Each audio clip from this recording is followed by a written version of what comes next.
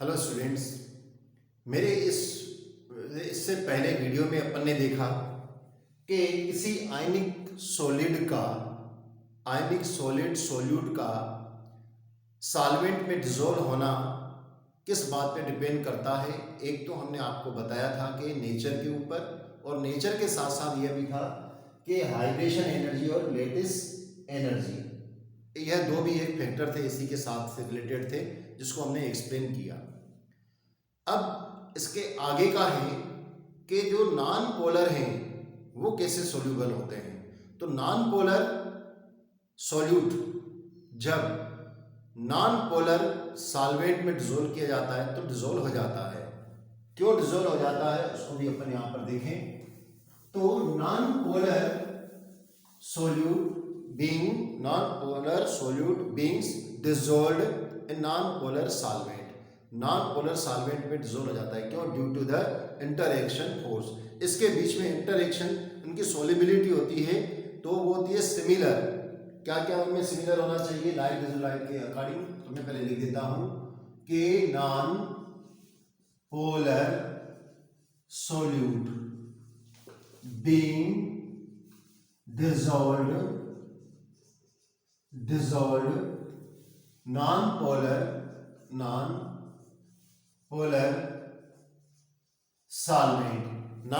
Solvent में dissolve हो जाता है। तो the solubility is due to, मैं यहां लिख देता हूं, the solubility is due to, क्या होता है कि सोलिबिलिटी इनकी किसके कारण होती है? Due to the similar. क्या क्या सिमिलर होता है? पहला सोल्यूट मैं आपको अच्छी तरह याद है, मैं ए भी कर देता हूं यहां नीचे, ए सोल्यूट, और दूसरा सोल्यूट सॉल्वेंट, मैं इसको ए भी कर देता हूं, और तीसरा एंड, क्या हो जाएगा? ए बी भी कर देते हैं, बी सॉल्वेंट के बीच में लगने वाला सॉल्वेंट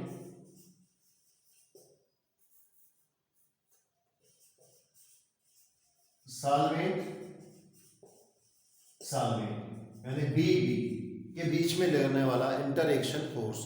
तो इनके बीच में लगने वाला interaction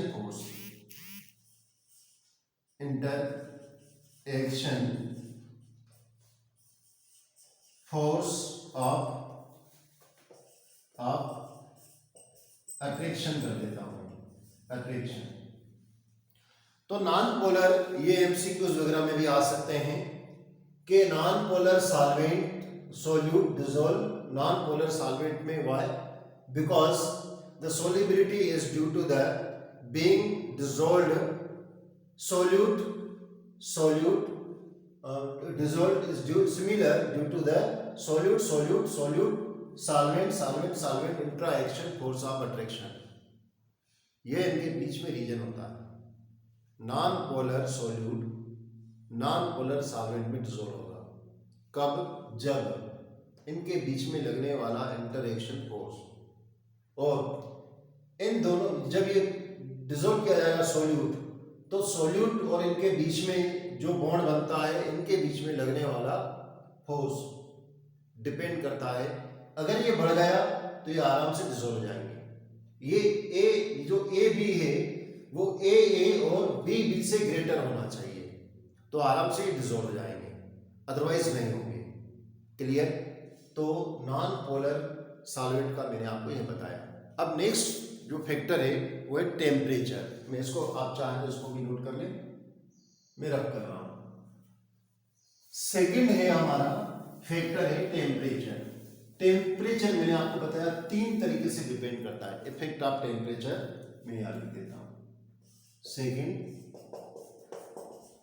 effect of temperature. Temperature में मैंने आपको बताया कि 3 तरीके का इफेक्ट हमने देखा। एक तो those whose solubility increases with increased temperature, increase continuously, increased temperature, याद रखता हूं temperature. Those whose solubility continues increase with increased temperature. ऐसे कौन से होते हैं? तो ऐसे में अपन देखते हैं, एक तो होता है आपका जैसे सोडियम क्लोराइड है, पोटेशियम क्लोराइड है, पोटेशियम नाइट्रेट है, सोडियम नाइट्रेट है. इनकी सोलिबिलिटी बढ़ती जाएगी. अगर हम टेम्परेचर बढ़ाते जाएंगे तो इनकी सोलिबिलिटी बढ़ जाएगी. ऐसा माना जाता है 10 डिग्री सेंटीग्रेड टेम्परेचर बढ़ा दिया जाता है तो डबल हो जाती है सोलिबिलिटी. ये गैस के लिए है, पर यहां पर ध्यान रखना है, अपन सॉलिड के बारे में बात कर रहे हैं. सोलिबिलिटी बढ़ने का क्या कारण है? देखिए इस इक्वेशन से आपको समझ में आ जाएगा. मैं ऐसा कर देता हूं, सॉल्यूट को लिख दिया मैंने, सॉल्वेंट का लिख दिया मैंने, ठीक है ना, और ये रिएक्शन हुई तो बन गया सॉल्यूशन. तब इसमें एनर्जी क्या हो गई? ये एनर्जी इसमें लगी है, प्लस में आ गई. आप इस इक्वेशन को समझ सकते हो क्या है, क्योंकि इसमें यहां से एनर्जी एब्जॉर्ब हो रही है. मतलब ये इक्वेशन है एंडोथर्मिक है. एंडोथर्मिक वह केमिकल इक्वेशन होती है जिसमें हीट को एब्जॉर्ब कर लिया जाता है. जैसे आइस को अपन अपने पाम पे रखेंगे तो वह आपके हाथ की एनर्जी को एब्जॉर्ब करेगा और आपको ठंडा महसूस होगा. इस तरीके की रिएक्शन ऐसी होती है. इसमें क्या किया जाता है कि सॉल्यूट को जब सॉल्वेंट के साथ डिसॉल्व किया जाता है तो ये एनर्जी को एब्जॉर्ब करता है. एनर्जी को एब्जॉर्ब करता है, इसलिए ये रिएक्शन कौन सी कहलाती है? एंडोथर्मिक रिएक्शन कहलाती है. एंडोथर्मिक रिएक्शन है. तो हम क्या करते हैं, जैसे सोडियम नाइट्रेट को, अगर आपको लैब में मौका मिले तो आप करके देखिएगा. सोडियम नाइट्रेट को आप टेस्ट ट्यूब में लेके देखिएगा. क्या ये सोडियम नाइट्रेट को, और इसमें आप वाटर को डिसॉल्व कर दीजिएगा H2O को, और फिर आप यहाँ पे टच करके देखिएगा. आपको ये ठंडा महसूस होगा. आपको बहुत अच्छी तरीके से ठंडा, क्लियर ठंडा दिखाई देगा कि ये कूल हो रहा है. तो ये क्या है रिएक्शन? एंडोथर्मिक रिएक्शन है. जब हम सॉल्यूट को, सॉलिड सॉल्यूट को किस में डालते हैं? वाटर में डालते हैं या सॉल्वेंट में डालते हैं, और हम उसका टेम्परेचर बढ़ाते हैं. जब टेम्परेचर बढ़ा रहे होते हैं तो क्या है कि एनर्जी को वो एब्जॉर्ब करता हुआ चला जा रहा है और वो आसानी से उसमें डिसॉल्व हो जाता है. उसको अपन कहेंगे endothermic reaction. Le Chatelier principle क्या कहता है?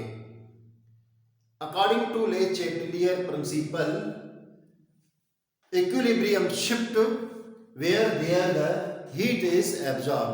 यहां पर देखिए एनर्जी इज एब्जॉर्ब, इस साइड एनर्जी एब्जॉर्ब हो रही है, तो इक्विलिब्रियम कहां शिफ्ट होगा? इक्विलिब्रियम फॉरवर्ड डायरेक्शन में शिफ्ट हो रहा है. मतलब हमारा सॉल्यूट सॉल्वेंट में इजीली डिसॉल्व होता हुआ चला जा रहा है, इजीली डिसॉल्व होता हुआ चला जा रहा है. When we increase the temperature, solubility of solute increase due to the endothermic reaction. According to Le Chatelier, equilibrium shift where their heat is absorbed. Heat जिस ओर एब्जॉर्ब होती है, इक्विलिब्रियम उस साइड शिफ्ट हो जाता है. That is means reaction going to forward direction. Okay? तो इसलिए यहां पर इनकी सॉल्युबिलिटी बढ़ जाती है टेम्परेचर बढ़ाने पर. बात क्लियर हुई? तो अगर इसको लिखने के लिए आ जाए तो अपन बताएंगे कि for most of the salt like sodium nitrate, potassium nitrate, sodium chloride, increase the solubility with increase the temperature due to the endothermic reaction. According to Le Chatelier, equilibrium shift towards the heat is absorbed, where the heat is absorbed. Therefore, reaction going to forward direction. तो temperature बढ़ाने पर इस तरीके से solubility बढ़ जाती है। Example अपन दे देंगे कौन से, मैंने यहाँ पर बता दिया, sodium nitrate, potassium nitrate, sodium chloride और पोटेशियम क्लोराइड। टेम्परेचर बढ़ाने पर इनकी सोल्यूबिलिटी बढ़ जाती है। अब इसको आप चाहे तो आप नोट कर लें, मुझे रब करना पड़ेगा, ठीक है ना। तो अब नेक्स्ट है, इसको रब करना, सॉल्युबिलिटी डिक्रीज हो जाती है विथ इंक्रीज द टेम्परेचर। ये बी, solubility decrease those whose solubility continuously decrease with increase temperature. Temperature को बढ़ाने के साथ ही इनकी सोल्यूबिलिटी कम हो जाती है। अब मैं पूछूं कारण क्या है, तो एक ही रीजन में आप आंसर दे देंगे प्रीवियस एक्सप्लेनेशन के अकॉर्डिंग। सर रिएक्शन पक्के में एक्सोथर्मिक होती होगी, बिल्कुल। अगर कोई रिएक्शन एक्सोथर्मिक हो रही है तो सोल्यूबिलिटी क्या हो जाएगी, घट जाएगी। जैसे लिथियम सल्फेट, सोडियम सल्फेट, इनको अगर लें तो अपन इनकी सोल्यूबिलिटी कम हो जाती है, ठीक है ना। Lithium sulphate, sodium carbonate, lithium carbonate, इनकी सोल्यूबिलिटी क्या हो जाएगी। मैं एग्जाम्पल पहले ले देता हूं ना, एग्जाम्पल लिथियम कार्बोनेट ले लेता हूं, carbonate, sodium sulphate, sodium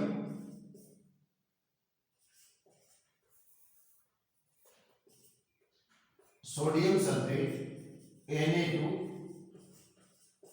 Na2SO4, या सेरियम क्लोराइड भी हो सकता है, सल्फेट भी हो सकता है, ढेर सारे एग्जाम्पल हैं। तो इसमें क्या हो जाएगा, जैसे ये सॉल्यूट है प्लस सॉल्वेंट है, यहां पर सॉल्यूशन बना और हीट क्या हो गई, लिबरेट हुई, एनर्जी लिबरेट हुई। ऐसी रिएक्शन को हम कैसी रिएक्शन बोलते हैं, इसको अपन एक्सोथर्मिक बोलते हैं, एक्सोथर्मिक रिएक्शन। अकॉर्डिंग टू ले चेटलियर क्या हो जाएगा, equilibrium shift where energy is absorb. इसमें एनर्जी कहां पर एब्जॉर्ब हो रही है, यहां पर हो रही है, इस साइड नहीं हो रही है। तो इक्विलिब्रियम किस साइड शिफ्ट हो जाएगी, इस साइड शिफ्ट हो जाएगी, backward direction, equilibrium shift in backward direction. Therefore solubility decrease with increase the temperature. For example, और क्यों, due to the exothermic nature of reaction. According to Le-Chatelier principle, equilibrium shift forward direction, backward direction, means reaction shift backward direction. That's why solubility decrease with increase the temperature. तो ये अपन ने second देख लिया। मैं एक बार फिर से repeat कर रहा हूँ, टेम्परेचर बढ़ाने पर सोल्यूबिलिटी कम हो जाती है। कारण क्या होता है कि एक्सोथर्मिक रिएक्शन होती है। ली चैटलियर प्रिंसिपल के अकॉर्डिंग जिस साइड एनर्जी एब्जॉर्ब की जाती है, इक्विलिब्रियम उसी साइड शिफ्ट होता है। यहाँ पर एनर्जी क्या हो रही है, यहाँ पर एनर्जी निकल रही है, एब्जॉर्ब नहीं की जा रही है। एब्जॉर्ब कहाँ पर, यहाँ पर की जा रही है। तो इक्विलिब्रियम किस साइड शिफ्ट हो जाएगी, इस साइड शिफ्ट हो जाएगी। मुझे एरो इस तरीके से लगाना चाहिए, इस साइड शिफ्ट हो जाएगी। इसलिए सोल्युबिलिटी टेम्परेचर बढ़ाने के साथ घट जाती है। एग्जाम्पल में अपन lithium carbonate, lithium sulphate, sodium sulphate, selenium sulphate या कार्बोनेट भी दे सकते हैं। नेक्स्ट है, इसको मैं रब कर रहा हूं, आप चाहे तो नोट कर लें। नेक्स्ट है सोल्युबिलिटी नहीं कंटिन्यूसली इंक्रीज होगी, नहीं कंटिन्यूसली डिक्रीज होगी। तो सोल्युबिलिटी 10 थर्ड वाला solubility does not increase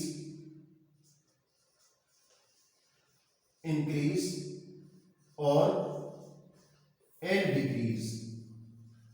and decrease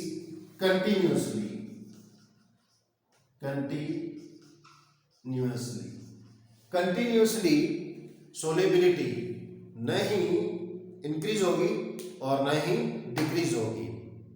मतलब टेम्परेचर बढ़ाने पर हम ये नहीं कह सकते हैं कि उसके ऊपर इफेक्ट ही नहीं, सोलिबिलिटी के ऊपर इफेक्ट ही नहीं पड़ेगा, इफेक्ट पड़ेगा। पर कैसे पड़ेगा कि पहले बढ़ेगी उसके बाद फिक्स। तो एक एग्जांपल से और आपको क्लियर हो जाएगा। जैसे सोडियम सल्फेट 0.5H2O है, ठीक है ना, 0.5H2O है। सोडियम सल्फेट 10H2O, 5 नहीं होता इसमें, कॉपर सल्फेट में 5 होता है, 10H2O है। अगर हम इसको गर्म करेंगे तो इसमें से हाइड्रेट वाटर निकल जाएंगे। कितने? 32.4 डिग्री सेल्सियस का आप उसको गर्म करिए तो क्या हो जाएगा, ये सोडियम सल्फेट बना देगा और वाटर के मॉलिक्यूल्स को अलग कर देगा। ये हाइड्रेट वाटर निकल जाएंगे इसमें से। अब टेम्परेचर, इस टेम्परेचर और अगर आपने फिर से टेम्परेचर बढ़ाया 32.4 डिग्री सेंटीग्रेड, तो इसके ऊपर कोई इफेक्ट नहीं पड़ने वाला है। किंतु टेम्परेचर घटाया तो ये वापस ये बन जाएगा। और टेम्परेचर इससे नीचे घटा दिया, मतलब 32.4 डिग्री सेंटीग्रेड से टेम्परेचर को बिलो कर दीजिए तो आपको वापस ये मिलेगा, यानी सोलिबिलिटी डिक्रीज हो जाएगी। और टेम्परेचर बढ़ाते जाइए 32.4 डिग्री सेंटीग्रेड तक, तो इसकी सोलिबिलिटी बढ़ती हुई चली जाएगी और ये इस तरीके से बना देगा। किंतु फिर मैं वापस वही कह रहा हूं, टेम्परेचर 32.4 डिग्री सेंटीग्रेड से बढ़ा दिया आपने तो इसकी सोलिबिलिटी पे कोई फर्क नहीं पड़ने वाला है।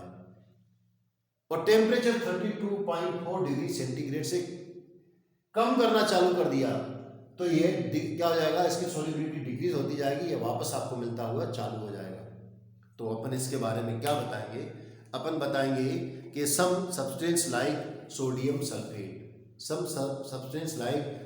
Sulphate solubility first increase at a certain temperature या कांस्टेंट टेम्परेचर, देन डिक्रीज, उसके बाद डिक्रीज होती हुई चली जाएगी।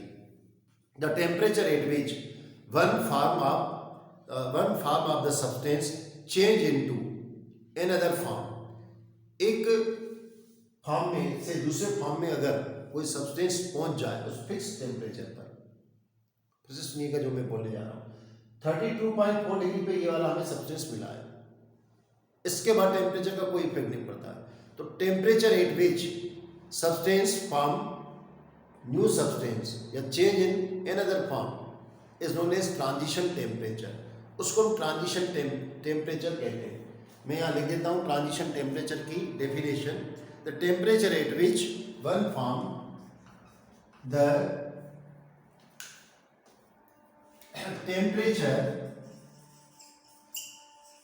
temperature at which one form of substance change into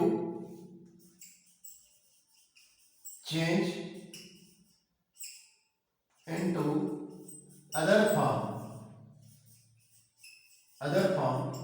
is known as transition temperature। और एग्जाम्पल के लिए transition temperature 32.4 degree centigrade sodium decahydrate के बारे में बता सकते हैं, जो कि सोडियम सल्फेट में कन्वर्ट हो जाता है, एनहाइड्रस में कन्वर्ट हो जाता है। तो इस तरीके से हमने टेम्परेचर का इफेक्ट सॉलिड सॉल्यूट का सॉल्यूशन में देखा।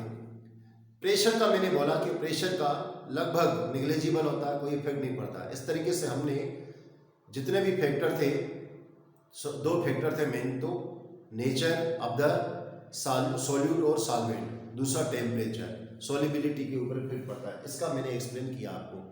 अगले वीडियो में आपको ट्रांजिशन टेम्परेचर भी आप याद रखिएगा। अगले वीडियो में आपको factor affecting of solubility of gas in liquid में देखेंगे। आप चाहें तो इसका स्क्रीनशॉट ले सकते हैं। तो आज के लिए यह इतना। नेक्स्ट हम आपको अगले वीडियो में बताएंगे कि गैस की सॉल्युबिलिटी सॉल्वेंट में कैसे होती है, उसके ऊपर कौन से फैक्टर इफेक्ट करते हैं। उसमें बहुत इंपॉर्टेंट क्वेश्चन है, हिंदी लॉ भी है, उसको भी हम उसी में एक्सप्लेन करेंगे। Thank you, have a nice day.